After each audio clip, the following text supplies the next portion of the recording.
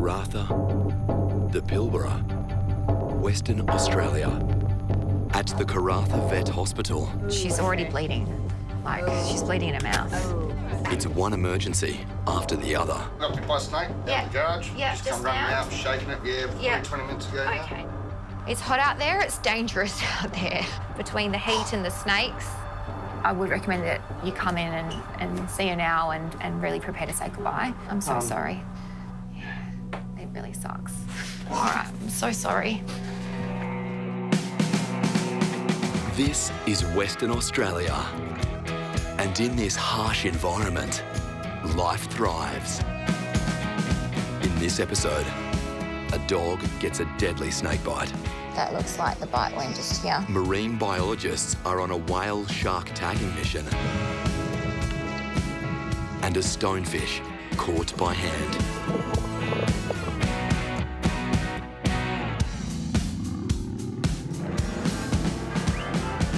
Animals and families share a bond, even a legacy.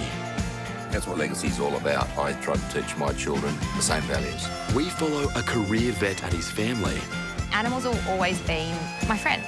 As they care for and protect the animals of Western Australia. Mother Nature is our religion. They are the ones we rely on out here. This is Outback Vet.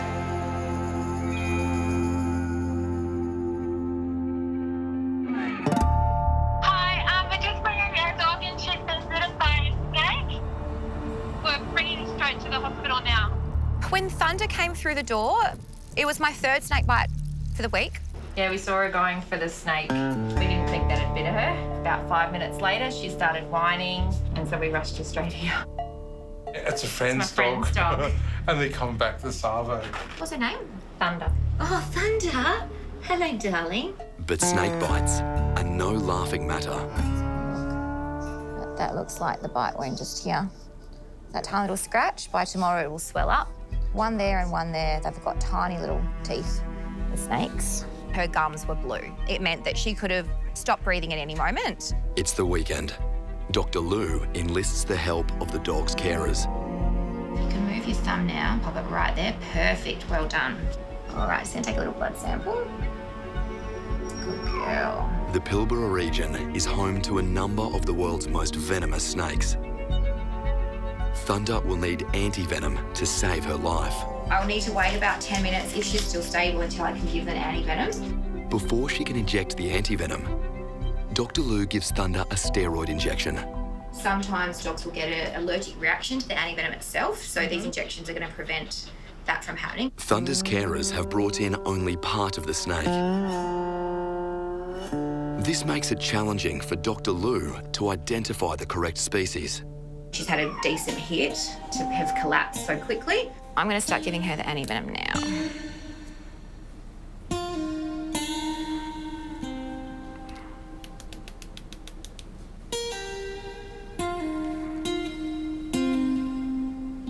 The snake anti-venom should reverse the symptoms of the toxin in Thunder's blood. By the time I've given all of the antivenin, which I'll give the next lot over about the next 10 minutes, she should be pretty well sitting up and energetic again. It happened, it reverses pretty quickly, yeah. But as time passes, Thunder is not responding to the anti-venom. I'm a bit concerned that she hasn't sort of started to turn around yet. The venom's gone quite far.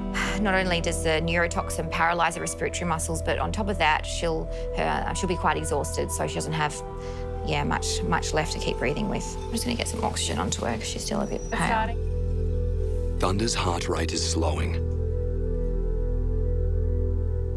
Dr. Lou is concerned. I'd finished giving her the whole vial. Things actually got worse. Her breathing became more laboured, was meant to become less laboured.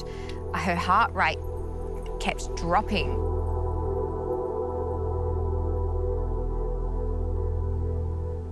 It's about 80, yep, so it's slowing down again. Should be a bright pink, it's still very pale. She'd received a big whack of antivenin, but yeah, she wasn't responding. Thunder's heart rate continues to drop. Heart rate's a little bit lower. Definitely not turning around as quickly as I'd like. Along the coastline of Shark Bay, Marine biologist Ed Fenny believes there may be a population of migrating whale sharks near Dirk Hartog Island. The first time I heard about whale sharks off the north end of Dirk Hartog Island was probably 10, 12 years ago. And I just thought, oh, that would be absolutely insane. You know, it's the end of the world, really remote, really untouched. It's one of those experiences of life that everyone should do, is to swim with a whale shark. So the mission is to work with a research scientist to satellite tag a whale shark on the west end of Dirk Hartog Island. For us to conserve these animals, we have to understand them so we can appropriately support and manage their populations into the future. In a mission like this, so much can go wrong, and it's really important that we try and pick it to the best we can with the weather or the environment and the conditions that we need. There are so many things that have to align or else it just falls apart.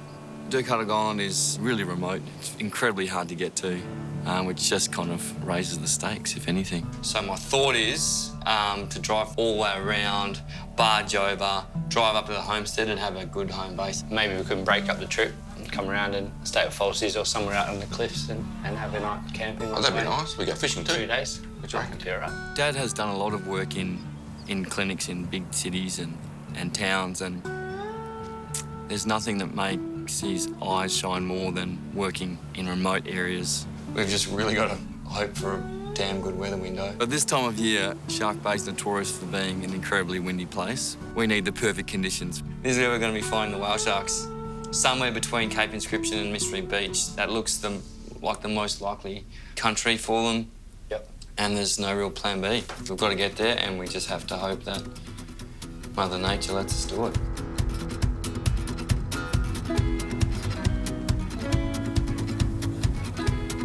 While there is a mission and an end goal, we know what we're doing, and while we're going there, getting there's half the fun. That's the adventure. It's got the usual crew, so Dad's coming with us, as well as my good mate Duncan. I need people who I can trust to be on this mission with me, and those two are the two guys I trust in the world more than any. Is absolutely invaluable. While they are in abundance further north, whale sharks have never been recorded off Dirk Hartog Island. I really feel like the issue with this is we're making a huge amount of effort to get over here. I really hope we can tag a whale shark. Yep. It's definitely not a guarantee.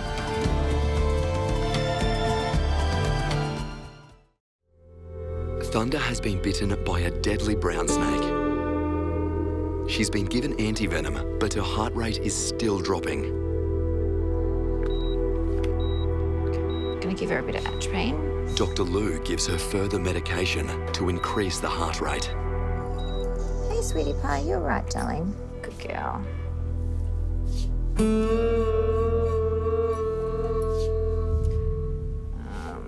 Definitely not turning around as quickly as I'd like. Her respiratory muscles are obviously quite exhausted, or she's still got neurotoxin circulating through her body.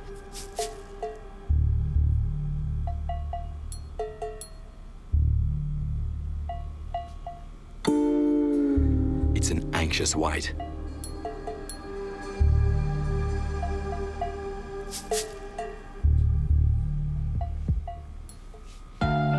Hey, what you doing?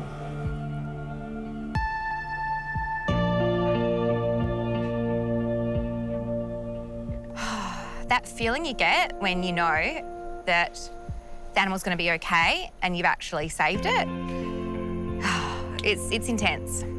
It's really good. Hello. Are you feeling better, darling? That's a bit better. That's what we want to see. Yes, it is. Hi. Yes, that's much better. Oh. That's good news. That took a while. Thunder's other carer has returned, with reason to celebrate. She's perked up. Oh, it's gold. It's good to come back and see like this. It's good to come back with a beer as well. Yay! Clever girl. Her blood is now full of the breakdown products of muscle tissue, and now her kidneys have to work overtime to clear that muscle tissue out of the body. Yep. So if we were to send her home right now, she could very easily end up with kidney damage, kidney failure. Thunder's encounter with a deadly brown snake means she will spend the night at the Karatha Vet Hospital so that Dr. Lou can monitor her closely. Quite often in vet that you kind of get such a drastic turnaround and such a drastic happy result so quickly. Oh, it's awesome. So, That's unreal. yeah, thank God. She must have got bitten a few times, eh? Yeah, definitely twice in this part of the mouth. Oops, a daisy. Oh yeah, there it is. So that's definitely one bite there. Yep. And yeah, it will. By tomorrow, it'll be really swollen. All right, so we're gonna get her set up in a nice comfy cage in bed. For Thunder and her carers, it's been a close call. Isn't it exciting? Good girl. And her owners are happy to have her home.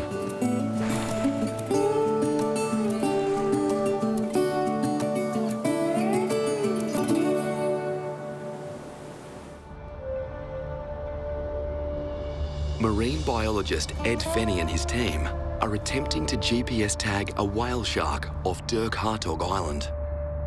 The whole reason we're doing this is trying to work out where these animals are migrating to, and we actually don't know. So, if anything, this sheds a little bit more light on where they are migrating to. That would just be fascinating. Sure. I think we'll get 3 or 4. I'll be happy with one. Okay, I'm the optimist, and I'm greedy. Yeah. With Dirk Hartog Island being so remote, it's a full day's travel to even get close to finding a whale shark. We've got to get 300 kilometres across sand dunes, rocks, beaches, incredibly difficult terrain. If you break down out there, there's no help. You'll go a week without seeing another car sometimes where we're going.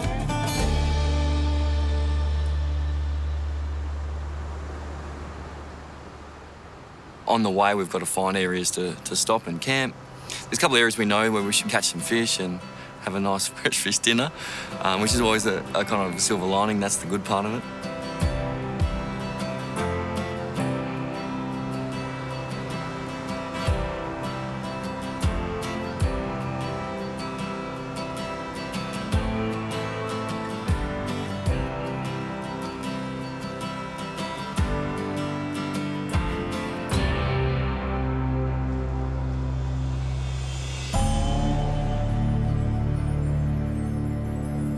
The team have almost made it to Dirk Hartog Island.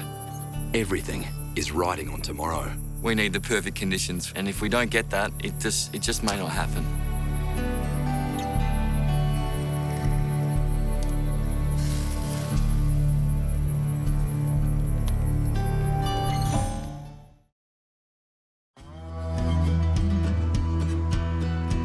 Marine biologist Ed Fenny and his team are attempting to GPS tag a whale shark off the West Australian coastline.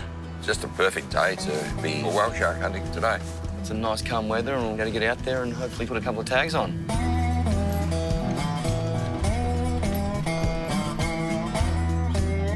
We'll be putting the car on the barge and getting the car from the mainland to Dirk Hartog Island. From there, we'll jump on the boat and then hopefully tag a whale shark.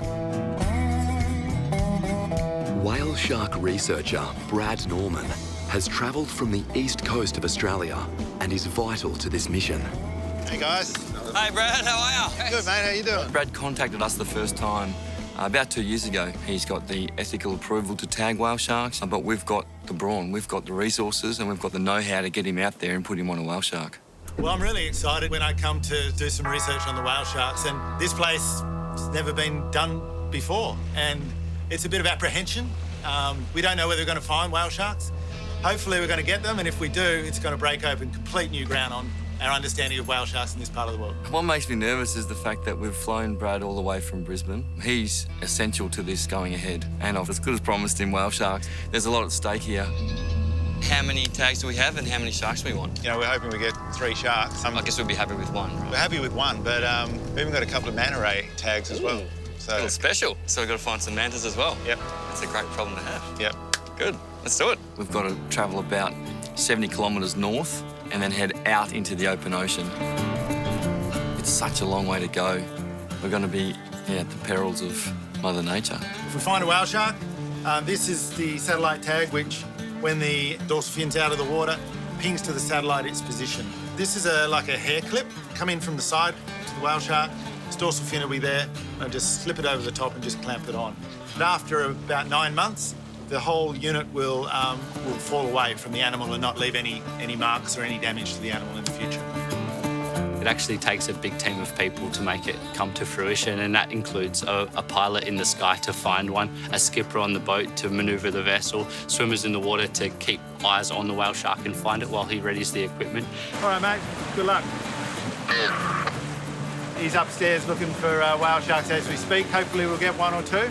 The good thing is we found some manta rays already, and where there's manta rays, there's often whale sharks. But as soon as we see one, we'll get eyes on it, need someone pointing it for me. We'll position the boat so we're adjacent to it, maybe just in front.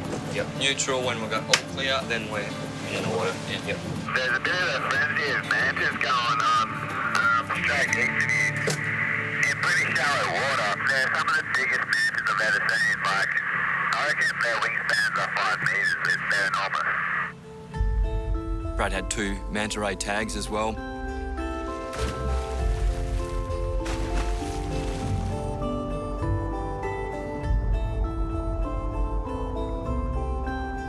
Oceanic manta rays can grow up to 7 metres in wingspan. Their global population numbers are unknown.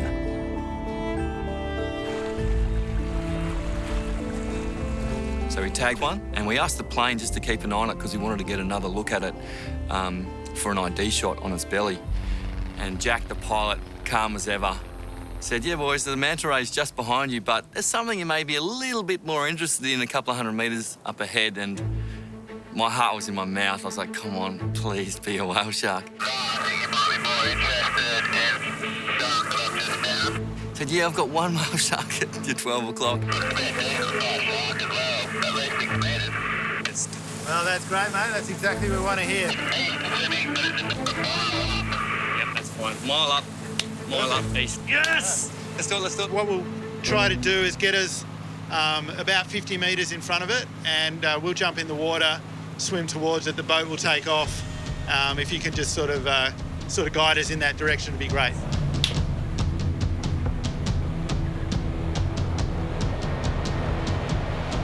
I'm ready to go in. I just want to get eyes on the shark. Actually, we'll get done. Just you get eyes on the shark.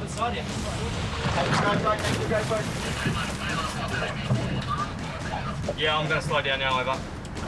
Don't. No. One length on our nose, don't. Look, one length. And you wouldn't read about it.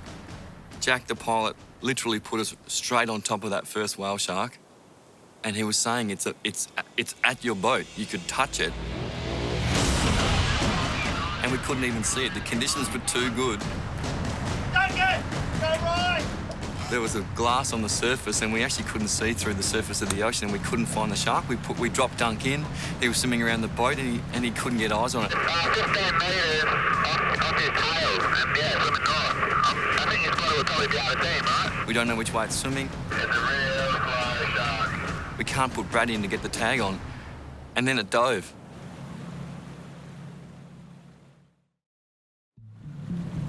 Marine biologist Ed Fenny and his team are attempting to GPS tag a whale shark. We don't know which way it's swimming. We can't put Brad in to get the tag on. And then it dove. Oh, it's so easy to tell when Ed's stressed. He usually gets a bit serious, a bit quiet. He'll ignore a few things that you say and then snap at something else because it is a hugely stressful operation. I don't have visuals on it. Boys, he was in our wake at back at 6 o'clock. I was in 3 o'clock now. That's where he was, but I've lost it, so if someone else can keep an eye on him, that'd be great. Brad was good. He tried to calm us down a little bit. Everyone was very excited. Just get organised, let the shark calm down, and He's straight in our wake. We'll jump on it. He just reminded us that let's keep the vibe chilled. We're going to get the shark, relax, and have another crack. After a period of time, the whale shark resurfaces. Dunk got eyes on it. Got him! His arm went up, so we know he's got the shark, he's swimming with the shark, and the next job is to get myself and Brad in the water with that shark.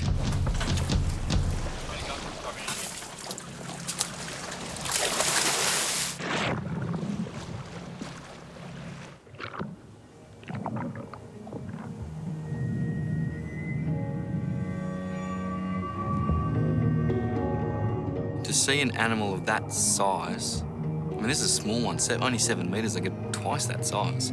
But to be in the water with an animal like that, that is just so graceful and so beautiful, it touches a part of you that, I mean, you can't explain it. Then it was time to go to work. That shark could dive, we could lose it in an absolute heartbeat. So then it's all action stations.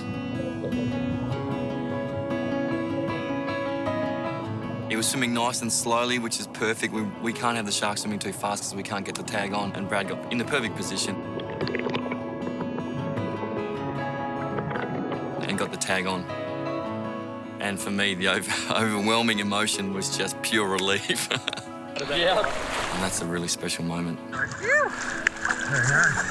was watching the behaviour of the shark when Brad put the satellite tag on, and the animal doesn't even flinch. Yeah, they just got one. How good's that? I'll just go back and pick them up now. They've done a great job.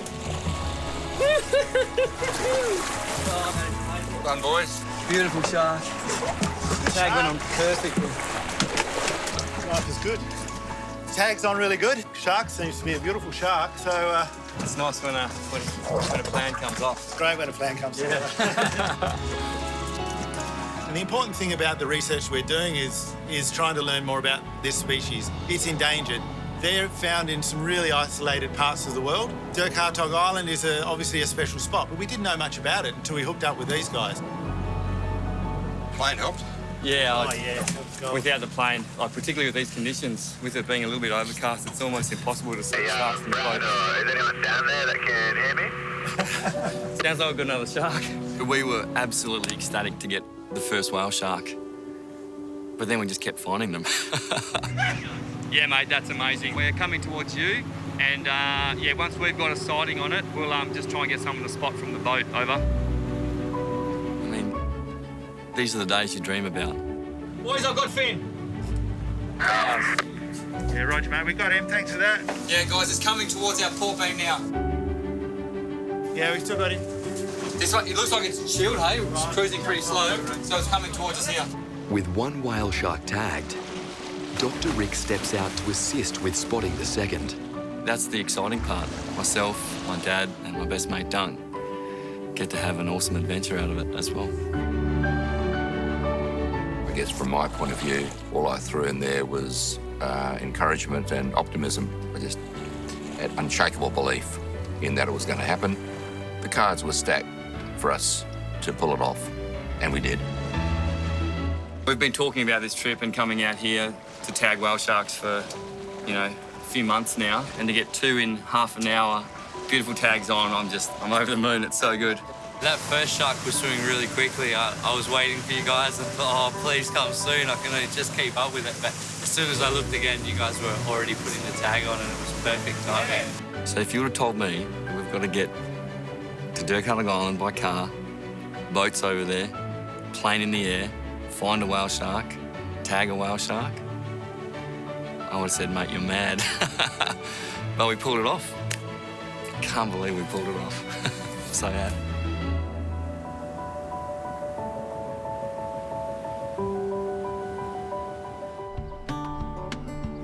At the Karatha Vet Hospital, a local has brought in her pet chicken. When I heard there's a chook coming in called Girkin, I couldn't help but have a little chuckle. That, and I kept on calling it Pickle. Mr. Girkin, not Pickles, silly me. Did you get that a lot? Wildlife is a treat for me, and the unusual kind of pets is also a treat because you're dealing with a body system that's not a dog or a cat, so you have to think outside the box a bit.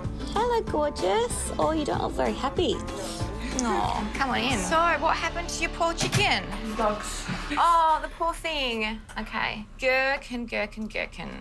We're in Isa Brown, about 5 years old. Yeah, she's pretty old. Wow, she's doing pretty well. So Girkin had just been out having a bit of a free range. It's really important for chooks to get out and have a little scratch around and get a bit of variety in their diet and so forth. And the dogs had accidentally been let out at the same time. I heard her, screaming. You must have been terrified when you heard that. How many other chooks are at home at the moment?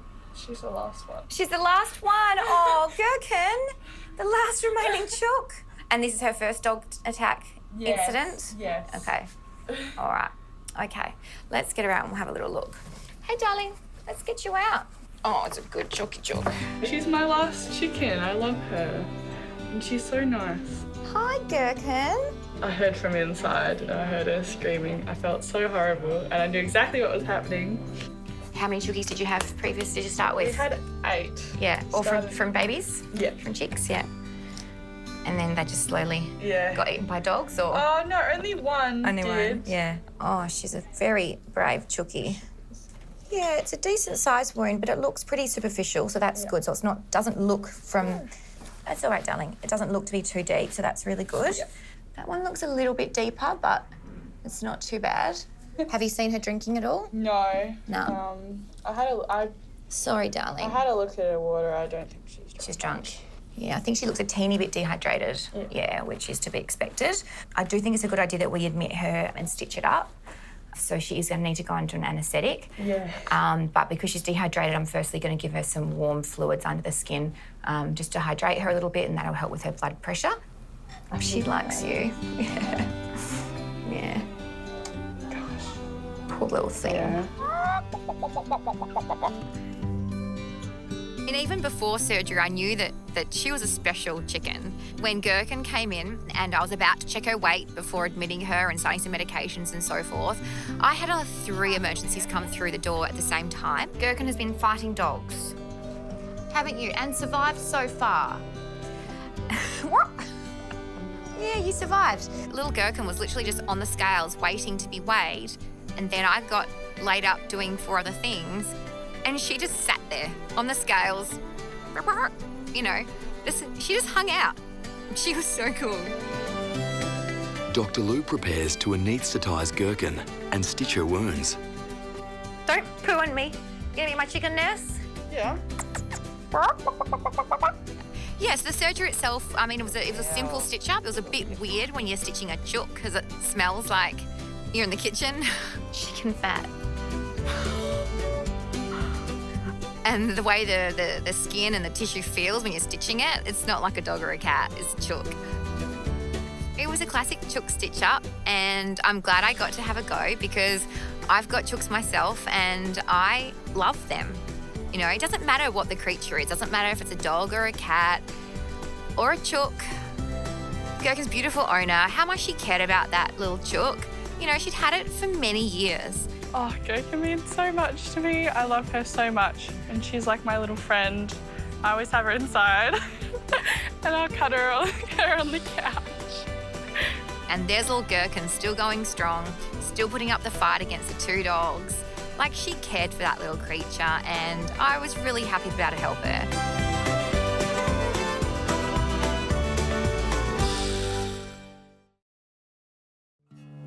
Marine biologist Ed Fenny and his right-hand man Duncan are collecting a deadly stonefish for the Ocean Park Aquarium by hand. What we're looking for with the stonefish, usually it's just the top part of his head. 2/3 of his body will be buried under the sand, so we're just looking for the eye stalks and the top of his mouth, and sometimes just his first dorsal spine as well. Incredibly difficult to spot. They're usually perfectly camouflaged to their surroundings, but we'll see how we go. Hopefully we'll find one.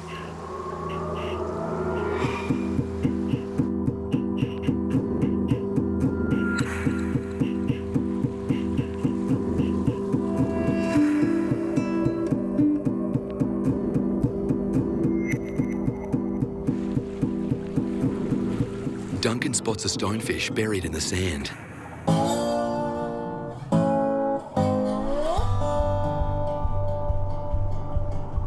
That is epic.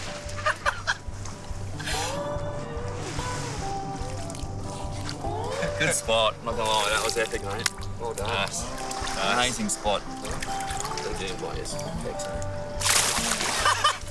The reason I'm picking him up by his belly is that he's actually got 13 venomous dorsal spines. So the spines, the dangerous part are on his back here, is 13 venomous spines.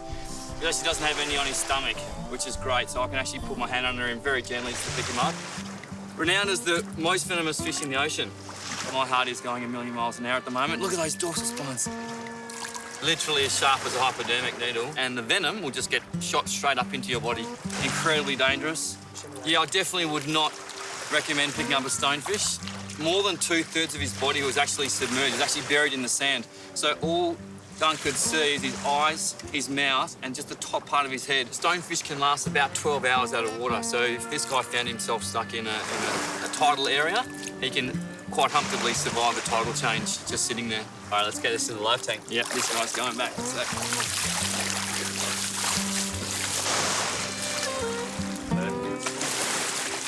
We're going to give him a bit of sand, eh? Make him comfortable.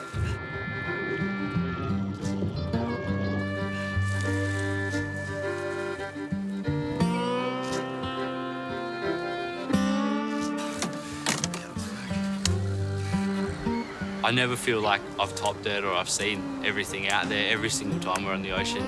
You're just blown away by what could come next. Animals collected will live at Ocean Park Aquarium for a short period of time before they are returned to the wild.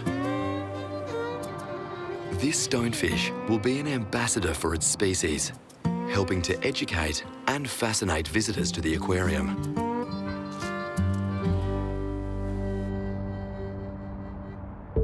Further up the West Australian coastline, Barra the dog has been rushed from the beach to the Karatha Vet Hospital by his owners. Yeah, it looks a bit sore, hey?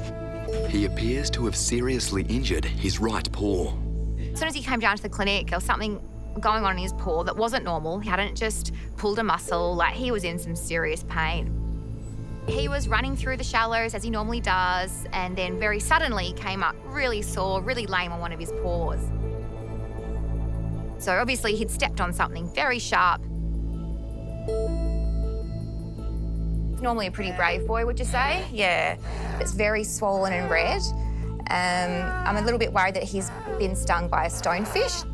Stonefish are the most venomous fish in the world. Without immediate treatment, their stings can be fatal. Yeah, you're very brave, handsome. I know. It hurts. It hurts, doesn't it? Dr. Lou administers pain relief so she can further examine Barra's paw. You see it? So that's it, the bit there. So you can see the bruising, and I can see just the tiniest little puncture wound. Tepid water is also administered to clean the wound. All right, so I'm just going to flush it out now. Oh, well done, Barra. To seek further treatment advice, Dr. Lou leans on a marine animal specialist who she knows very well. It's not very often I get to work with my brother. Normally they do just literally inject the venom up with the needle, but I don't think the needle of the top of the thing usually comes off. That hole is too tiny for me to get anything out. I'm just going to call my brother and just check if that anatomically, if that's the case with the stonefish. He's probably out fishing. So she calls Ed at Ocean Park Aquarium. And all of a sudden, marine science meets veterinary science. I was like, hey, Eddie, I need to know a little bit more about the stonefish venom. Hey, bro, how are ya? Good, Lucy, how are you? Yeah, I'm great. That sounds like a dog in pain. Yeah, it's definitely a dog in pain. His name's Barra and he loves fishing. You'd get along real great. He was just running in the shallows, definitely stonefish country, and yeah, just really suddenly extremely painful. I've found what looks like a little puncture wound, like right deep in his paw. So we've just got intravenous pain relief. Pain relief generally doesn't work very well. Right, yep. I've given the area just like high pressure lavage, so just high pressure cleaning it out where I can see the puncture. Is there anything I need to be worried about? Like, do they leave a little bit of the barb in there or anything like that? Generally, there won't be anything in there. The stonefish toxin will usually attach to nerve endings in the localised area. Okay, so hot water's a big key, so keep the leg in hot water for as long as it takes for that to stop. Hot water acts to break down the venom in Barra's paw. So temperature wants to be? Between like 45 and 50, or like 48, 49 is usually what we say. Yeah, right, okay. Poor guy, sounds like he's in a bit of strife. Oh, he's so painful. He's usually really brave. And it was awesome to speak to my bro, Eddie. He could verify, yeah, it sounds like it has to be a stonefish.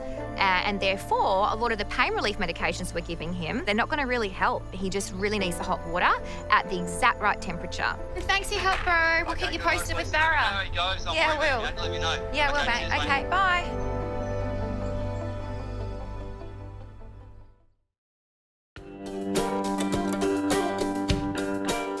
Dr. Ed Fenny is on the road visiting a client with a menagerie of animals. 2 dogs, 9 chooks, a duck, a snake, a parrot, and a tarantula called Charlotte. Oh, there we go. Oh, she's so big and juicy. I've grew up with animals all my life. It's definitely something that makes a home a home. Lou is here to conduct a few checkups. So what's his name? His name is Hermes, after the handbag designer. Beautiful. He's 5. He is a Stimson's python. Oh, what's he found? Hey. This is great to have a reference point of their weight. Yeah. 370 grams. Yeah. How long is he? Usually about a metre, aren't they? Yeah, he's definitely a big boy for a Stimson's. Yeah. Oh, I've got a Hermes wrap. Hello, handsome. Oh, you're beautiful. Hi. Hey. So you've just had him, what, since last night? Yeah, he arrived at 7 o'clock last night. And what have you named him? We've named him Zeke. Hi, darling. And he's due for his 12-week vaccination today? Yes. Yep. Good boy. Well done. You didn't even notice. Good boy. But the owner is most concerned about her pet duck. She's discovered it has a limp. He's like, nah, it's too much fun out here.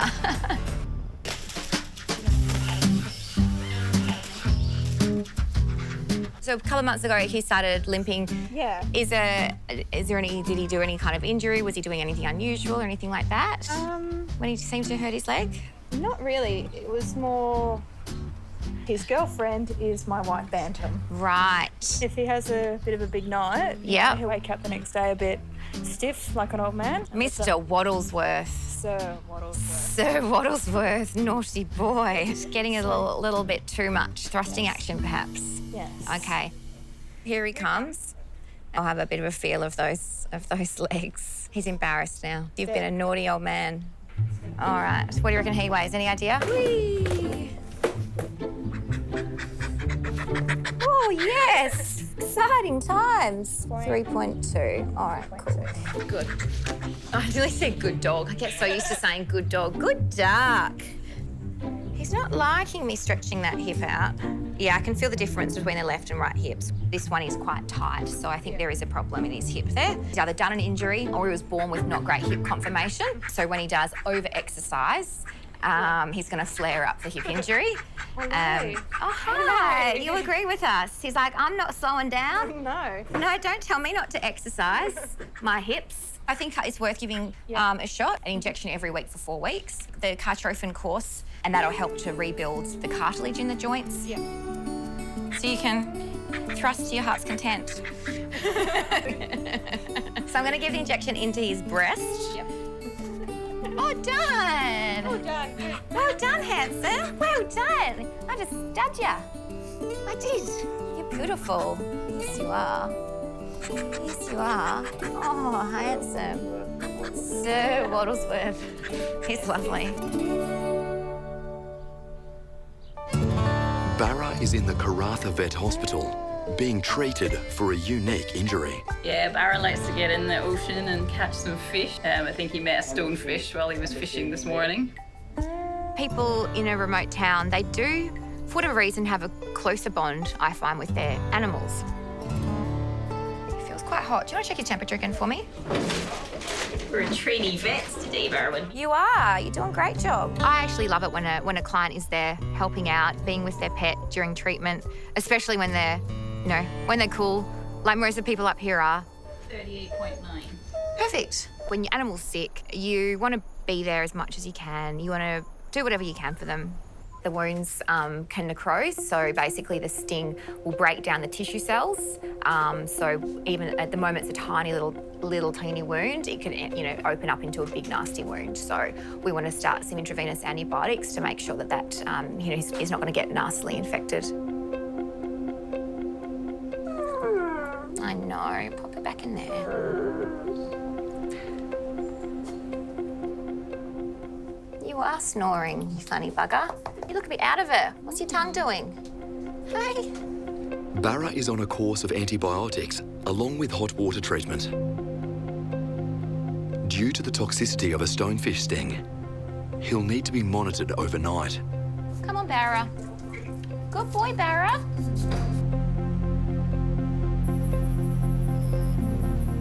The next afternoon, it's good news.